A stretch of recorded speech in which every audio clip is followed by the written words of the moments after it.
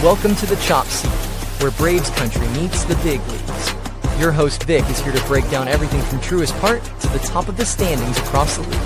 From walk-offs to wild trades, this is your seat for everything baseball, but a heavy dose of chop. So grab your glove and settle in, because the Chop Seat is open.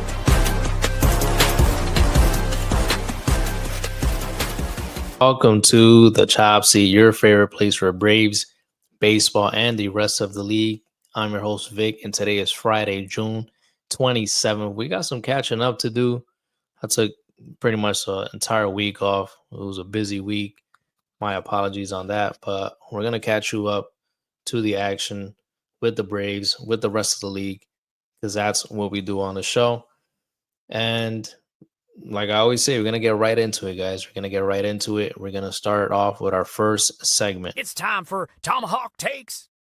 It's time for Tomahawk Takes, where we take a look at the previous Braves series. And Tomahawk Takes is brought to you by SeatGeek. Don't forget to use code CHOPSEAT for $20 off your first purchase. You'll see it right below on the screen. Use code CHOPSEAT for $20 off your first purchase on SeatGeek. So, yeah, we're going to get into the action right away. The previous Braves series was a series with our rivals again, the amazing Mets. It was a 4-game set this time at Citi Field in Queens. And before we get into it, we had the series with the Marlins after sweeping the Mets when they were down at Truist. That series was disappointing, the one with the Marlins, because the Braves, they ended up losing 2 out of 3. You should have at least taken 2 out of 3 instead of losing it. We're not going to get too into that series, but again, it was a disappointing one. We got news that Chris Sale had a fractured rib cage or ribs, whatever it was. He's going to be out until further notice. So he goes down right when we think the Braves are going to start rolling after they swept the Mets. That's the bad news that we got. And remember, they brought up Didier Fuentes in order to have Chris Sale lined up for that Mets series that just happened, but they didn't go the way it was planned. Just a disappointing series, man. The bats didn't show up. Didier Fuentes, he did make his his major league debut. He went 5 innings, as I mentioned that I hope he was able to make it into 5 innings. But he got rocked a little bit. He got rocked. I mean, you can't really go too crazy over it. The kid's 20 years old. What were you doing at 20 years old? I know I wasn't playing baseball, not even close to it anymore. So you still got to give the kid credit. He tried his best. Hopefully he gets better over time. He did pitch against the Mets at Citi Field. That one didn't go too good either. Facing a way tougher lineup than the Miami Marlins lineup. So, again, you couldn't expect much from him there. But anyways, remember I had mentioned in the previous episode we were going to start that 13-game stretch facing NL East opponents. And believe it or not, even though they lost those 2 games in Miami, Braves are now 6-4. In this, tough NL East stretch. They're going to be facing the last NL East opponent that we'll be talking about in our final segment in the Braves forecast. So 3 games left. You got a 6-4 record. You might be able to, end up with a winning record in this stretch if you're able to take care of business. So we'll talk about that later on. But let's see what happened in Game 1 against the Mets at Citi Field. It was started by Spencer Schwellenbach for the Braves against Paul Blackburn. Schwellenbach, he went 7 innings, 4 hits, 2 runs. Both of those earned, 1 walk and 4 Ks. He now has a 3.21 ERA. He's 6-4. Paul Blackburn, he went 4 2/3, 6 hits, allowed 3 runs. Those 3 earned, 3 walks and 5 Ks. He's now 0-2 with a 6.62 ERA. And Iglesias, he came in. He took care of 2/3 of an inning, 2 hits. He now has a 5.79 ERA. Dylan Lee, big performance from him. He went 1 1/3 with 2 strikeouts. He now has a 1.77 ERA. The action started like this. Ozzie Albies in the top of the second. He was hit by a pitch. He stole second base. That was number 7 of the season for him. He then advances to third on a Sean Murphy single, and then Michael Harris the second. He brings him in with a sac fly. They made it 1-0 Atlanta in the top of the second. Top of the third, Ronald Acuna Jr., La Bestia, he hits a homer to lead off the inning. That was number 9 of the season for him. That made it 2-0. And then Matt Olson, he follows up with a double. Ozuna, he walks after. A wild pitch advances them both. And that makes it second and third. Austin Riley is walked. The bases are loaded. Ozzie Albies, he pops out to the shortstop. That's out number 1. Out number 2 comes courtesy of a Sean Murphy sac fly.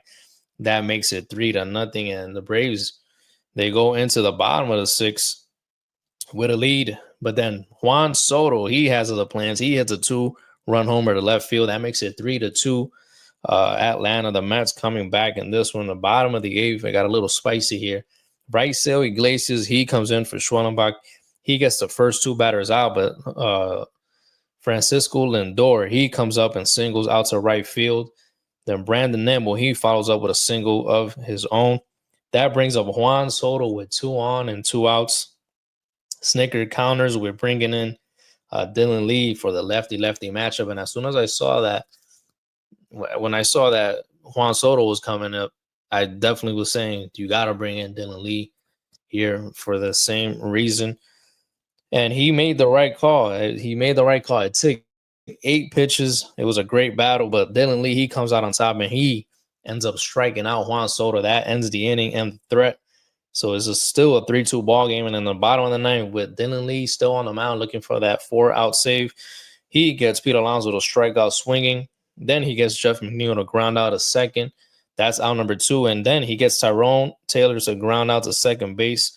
That's the ball game. A big, big W for the Braves to be able to win game 1 on the road at Citi Field to try and get back on track after that series in Miami. That's how game 1 went down. So at this point, we're 4-0 against the Mets for the season, which was, if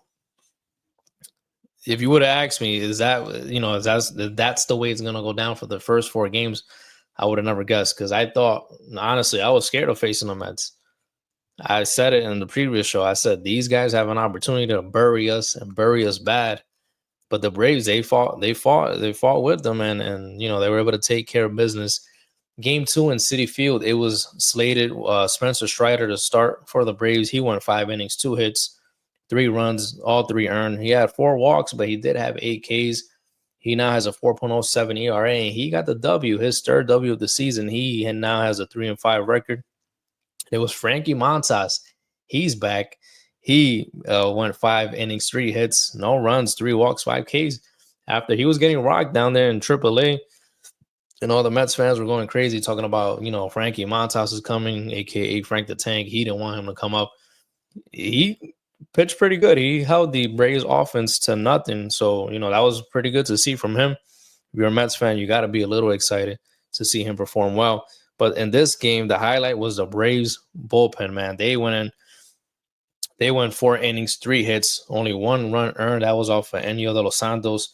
1 walk and 6 Ks. It was Pierce Johnson, Rafael Montero, Dylan Dodd, Enio de los Santos, and Brycel Iglesias. He ended up getting save number 9 of the season. So he's starting to pitch very, very well. Unlike that start that he had, he was, a little rocky. He was getting rocked. So he's starting to show signs of fixing his pitching. So that's good to see, because you need to have a guy like him performing when you're you need to get into these close ball games. You need a guy like him to be able to take care of the threats of business. But this is how the action started. It was in the bottom of the 4th. Juan Soto, he walked. He steals second. That was number 9 of the season for him. Pete Alonso, he follows with a single. That makes it 1st and 3rd for Starling Marte. Marte, he draws a walk. That loads up the bases for Jeff McNeil. And McNeil, he delivers a sac fly. That makes it 1-0 Mets. Luis Torrens, the catcher, he draws a walk. That loads up the bases again for the Mets. Brett Beatty, he pulls up next, and he hits a 2 RBI single. That makes it 3-0 New York. And it was quiet for the Braves until the top of the 6th. This inning, that's when the action started. It was our good friend Huascar Brazovan.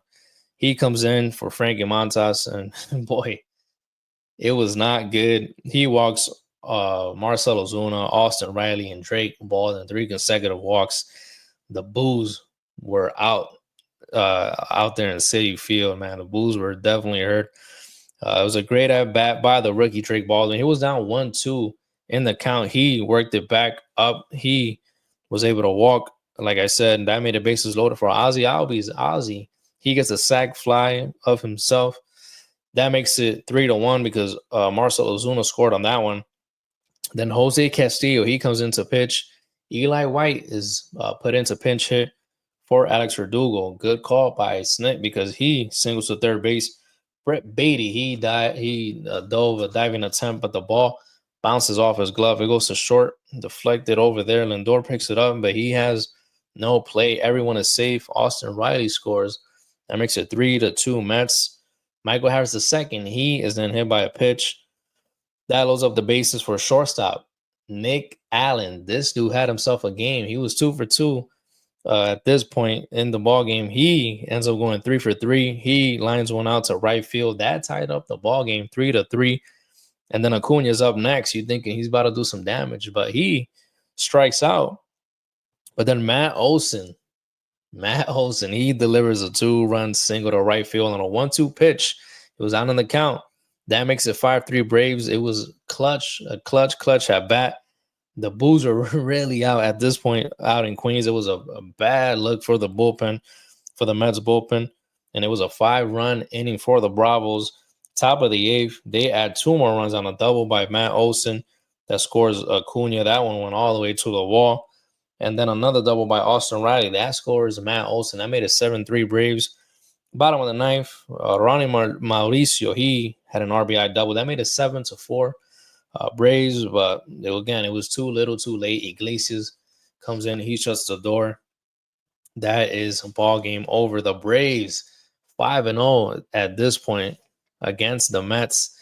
And you were hoping, man, you get one more. You win this series out on the road. That would be huge. And it would be in the hands of the rookie, Didier Fuentes, making his second career start, going up against Clay Holmes. And you kind of knew, like I said, Mets had the advantage in this one when it came to the pitching. And it went just as we thought because Didier Fuentes, he goes 3 1/3. He gave up 8 hits, 6 runs. All 6 of those earned, 1 strikeout. He gave up 2 homers. Clay Holmes, he went 5 innings, 3 hits, 1 run, 1 earned, 4 walks, 2 Ks. He picks up the win. He's now 8-4 with a 2.97 ERA. So pretty solid year from him. The action started with, in the bottom of the 3rd, Ronnie Mauricio, he hits a homer out to right field. That made it 1-0 Mets. That's his 3rd of the year. Top of the 4th, Braves answer right back, courtesy of Drake Baldwin. He hits a homer himself out to deep center. No, well, it wasn't like deep, but it was dead center. That was number 9 of the season for him. That makes it a 1-1 ball game. And it was such a low pitch, man. He went down and got that one. And he got some pop, man. That kid has some pop. Might be the rookie of the year this year in the National League. Who knows? We'll see. But the bottom of the 4th, it was a Mets turn now to score 5 in 1 inning. That started with a Juan Soto homer to center field. That's number 18 of the season for him. This guy's getting hot, man. You got to be careful with him. He's starting to get hot. You see that he's starting to get more confident at the plate. He's starting to get that swag back. That's good for him and for Mets fans. That made it 2-1 Mets. They score a whole bunch more off of Didier in this inning. It's just 6-1 Mets. 6-1. It was all Mets in this one. Bottom of the 7th. Guess who's back again? Juan Pacheco Soto Pacheco, whatever you want to say. That's number 2 of the game. Home run number 2. That made it 7-1 Mets. In the top of the 9th, the Braves, they tried a little rally or something just to, pad the stat sheet. They scored 2 on a Ronald Acuna Jr. 2-run single. That makes it 7-3. But that was a ball game. The Mets, they pick up their first win against the Braves this season. It was a 5-1 record for the Braves against the Mets at this point. But again, you had another chance to win the series. You maybe felt a little bit more confident going into this one. You had Grant Holmes on the mound. He went 5 innings, 6 hits, 2 runs. Both of those earned 3 walks, 6 Ks. but he ended up getting the L in this one. He's now 4-7 with a 3.70 ERA. They went up against Griffin Canning for the Mets. He went 2 2/3, 1 hit allowed, 3 Ks. He was doing great, but unfortunately, he suffered an injury. He has a ruptured left Achilles. He's going to be out for the season now for the Mets. That's their third starter in the month of June to go down for the Mets. Remember, Kodai Senga, he went down with a right hamstring strain. Tyler McGill, he went down with a right elbow sprain. And now they lose Griffin Canning. So they're going to need some depth in the pitching rotation. And the whole bullpen, man, they brought up a whole bunch of arms. I feel like they've been bringing up a whole bunch of arms, last couple series, and they're trying to, hang in there and piece it together. You can see that the pitching is really getting taxed. But, hey, they still were able to get the W in this one. That's impressive from them. Because you had the Mets, they pretty much won in an emergency bullpen game. But they were able to figure it out. The Braves were not able to take advantage of it. So credit to the Mets for shutting down the Braves offense. In the bottom of the fourth, Tyrone Taylor, he started the scoring with a sac fly. That made it 1-0 Mets. Bottom of the fifth, Pete Alonso, he singles in Francisco Lindor. That made it 2-0 Mets. Bottom of the seventh, Jeff McNeil, he had a 2 RBI single. That made it 4-0. That was off of Dylan Dodd. Those are the first runs scored off of him. This guy's been impressive, though. Dylan Dodd, he's been impressive. A good sight to see, being called up from AAA.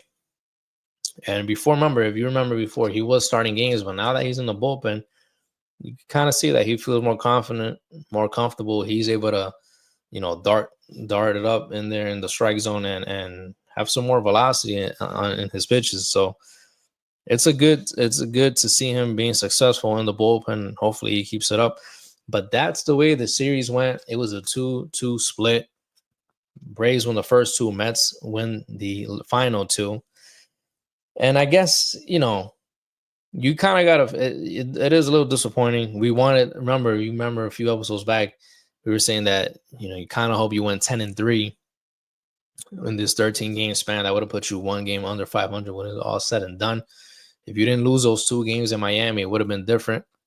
But you did lose those 2 games. You can't go back. You got to just keep moving forward. But overall, against the Mets, if you go 5-2, that's pretty good. So you go 5-2 against them. You go 1-2 against the Marlins. So again, you're 6-4 right now in this 13-game stretch. And I'll just say now, you got 3 games now against the Phillies. We're going to talk about that in the Braves forecast, but you might be catching them at a good time. And we'll see why when we get into the final segment. But now that was it for Tomahawk Takes. Now we're going to head into our second segment. It's time for the MLB.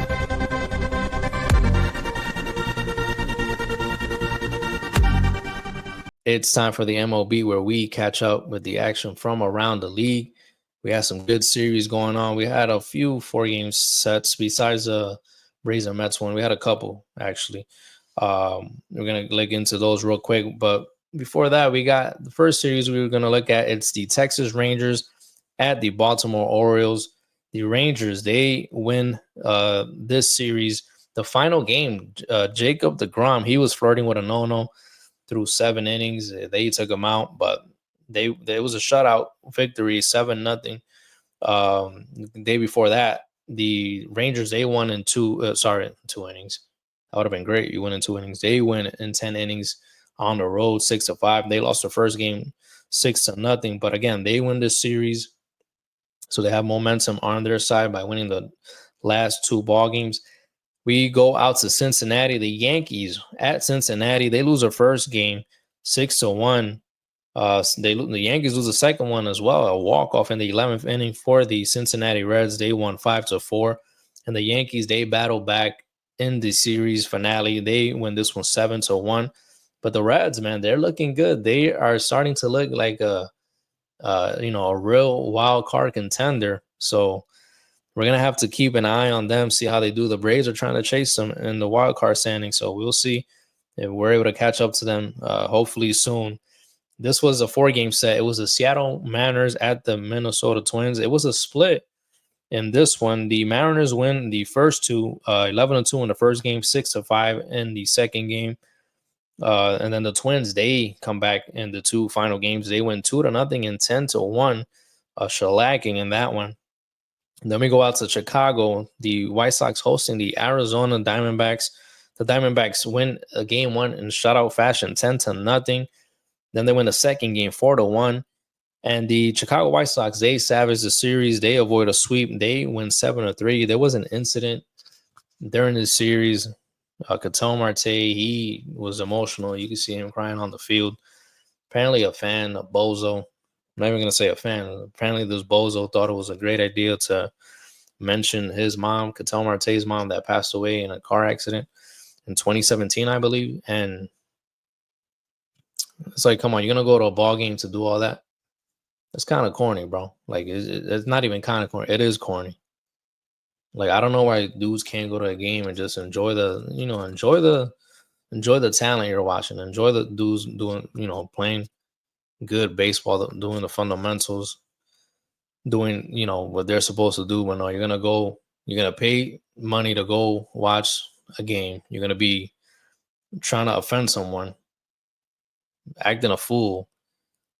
And, I don't know. It doesn't make any sense to me. It doesn't make any sense. You're a bozo. Congratulations for being a bozo. Now he got banned. Good on the White Sox for, banning this idiot. The rest of the majors banned him as well. So good look for the major leagues. Good look for the Chicago White Sox for standing up for an opposing player. That shows some, good heart on their behalf. But yeah, this guy's an idiot, man. Don't go to a game and start doing that. These guys are humans at the end of the day. Just because they play professional baseball doesn't mean you could go out there and say anything, especially about their families. Like that. If it was the other way around, pretty sure you wouldn't like that.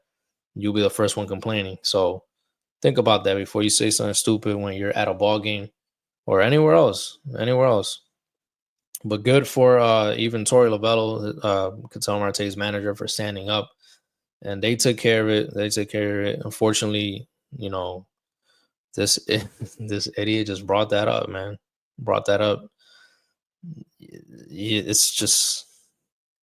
It's beyond me, man, how you think it's a good idea to say something like that. And there were a few fans around there too that were laughing and stuff, acting like it's funny. That's not funny, bro. Because again, if it was done to you, you wouldn't be laughing like that and cracking up. And so, instead of being, a responsible adult or somebody that actually cares, showing some compassion, telling the dude to, shut up and, stop saying stuff like that. You're laughing at it. So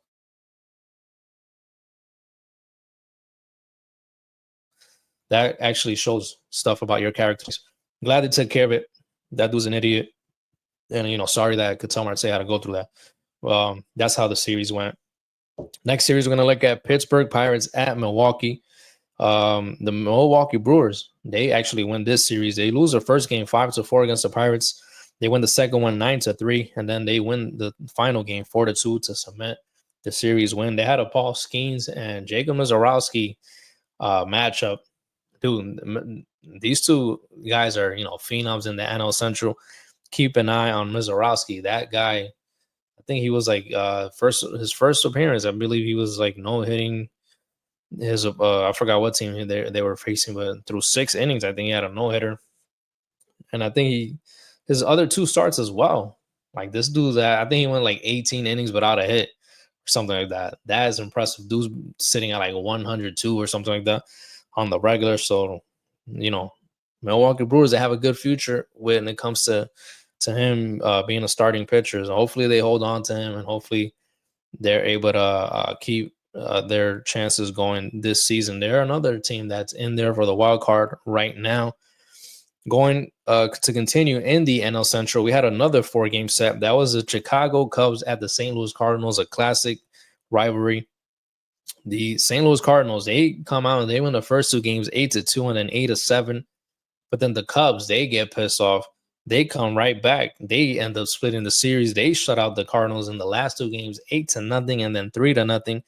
Again, they split. They're trying to show their dominance there in the NL Central. Then we go out to the LA Angels hosting the Boston Red Sox. The Angels, they sweep this series. They sweep this one, man. They swept it. They swept it all right. They won the first one 9-5. They had a walk-off in game 2 in the 10th inning. They win this one 3-2. And then to cement the sweep, they win the final game 5-2. So, hey, the Angels are now at 500, guys. They have climbed their way back. They are looking good. Then we go out to San Diego. They were hosting the Washington Nationals. Nationals, they come in hot the first game. They put up 10 runs. They win 10-6. Second game, though, the Padres, they won a close one, 4-3. And then in game 3, they won another close one, a 1-0 shutout. That wins the series for them.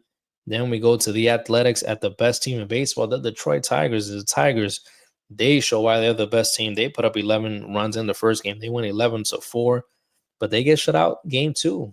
3-0 victory for the Athletics. But they come back. The Tigers, yes, they do. They come back. They win 8-0, a shutout in game 3. They're the first team to 50 wins. I believe they're at 51 wins now after this series is over. So, hey, Tigers fans, you guys had a good run last year, getting into the playoffs. But now you guys are looking like an actual contender, being the best team in baseball through the first half of the season. So that's impressive to see from them. And then we go to Cleveland. The Guardians facing the Toronto Blue Jays. The Blue Jays, they won the first game 10-6. The Guardians, they come back in game 2. They walk it off. 10 innings, 5-4 victory. But then the Blue Jays, they say, we want this series. We're going to take it from you. They end up shutting out the Cleveland Guardians 6-0. That's a series W in the books for the Blue Jays. We go to Tampa Bay. Again, dude, Tampa Bay stays the hottest team in baseball. They go into Kansas City. They come into Kansas City with the brooms because they end up sweeping the Royals 5-1 victory in game 1, 3-0 shutout in game 2. And let me get another shutout just for the heck of it. They shut them out 4-0 in game 3 while sweeping them. Unbelievable. Yo, the Rays, they're there. If you look at the AL East standings, they're right behind someone, right behind them, man. They creeping up. They crept up already. Next series, Philadelphia Phillies at the Houston Astros, a World Series rematch from a couple years past. Frustrating series for the Phillies. You'll see why. They lose the first ball game 1-0. They lose the second one 2-0. And then they lose the final one. They get swept on the road 2-1. So they gave up just 5 runs in the entire series. You're thinking, we give up 5, man, in the entire series. We're going to win this series no matter what. But no, they are only able to score 1 run. Astros pitching way better than theirs. They sweep the Phillies. Next, we go to Coors Field in Colorado. The Dodgers, they came in. They just beat them up as they should. They win the first game 9-7. Second game 8-1. And then they bring out the brooms. They win that one 3-1. Dodgers, easy victory for them. And then the final series we had, it was the Miami Marlins at San Francisco. The Marlins, they end up sweeping the Giants. They won the first one 4-2. The second game, they win 8-5 in 10 innings. They turn up in the extra innings. And then they complete the sweep with a 12-5 victory in the final game. That's how all the games went down.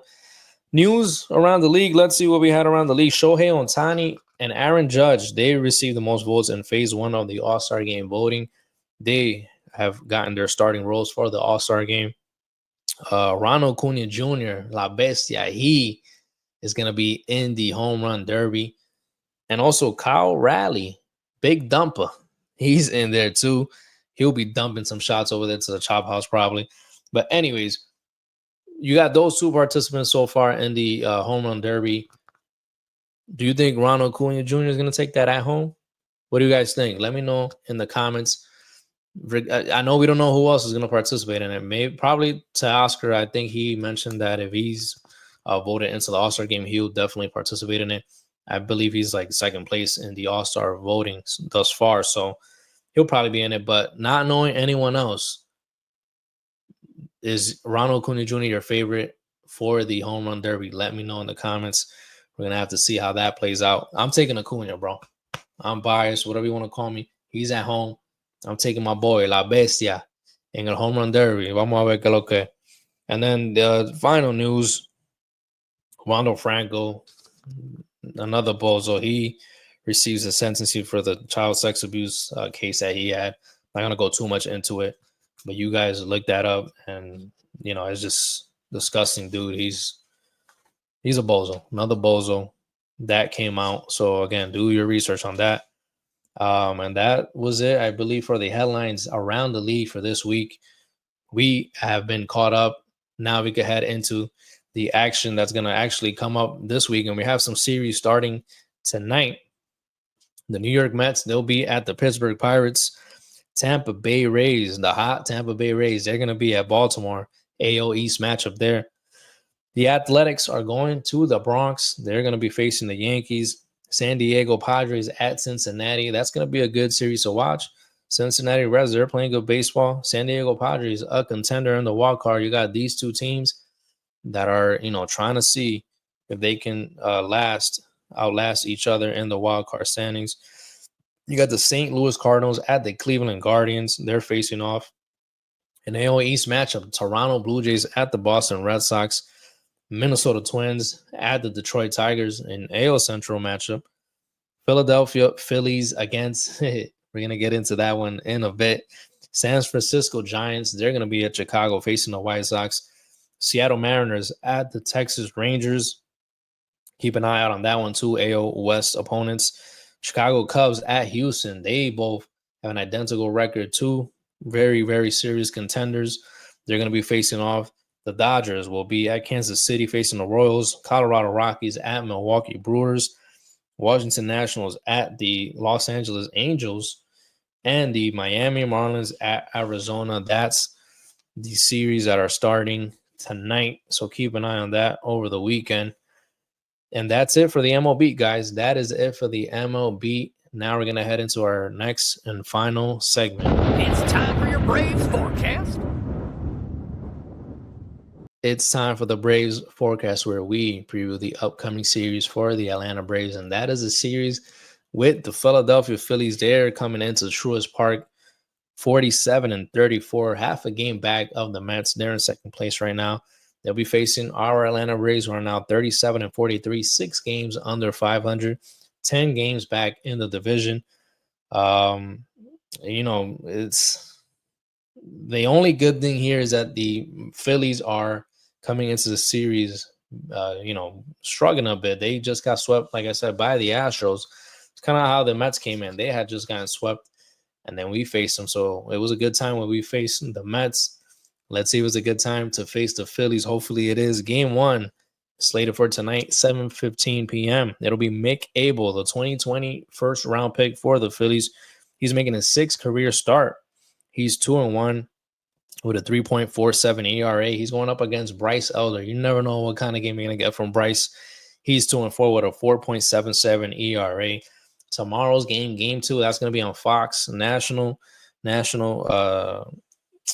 showing of the game. Jesus Luzardo, he's been good for the Phillies this year. He's 7-3 with a 4.08 ERA. He's going up against our stopper, Spencer Schwellenbach. He's 6-4 with a 3.21 ERA. And then Game 3 is slated for a guy that the Braves can never hit. I don't understand why. They can hit everyone else but this guy. His name is Ranger Suarez. You thought I was going to say Zach Wheeler, right? Nope. Ranger Suarez. He's 6-2 with a 2.08 ERA.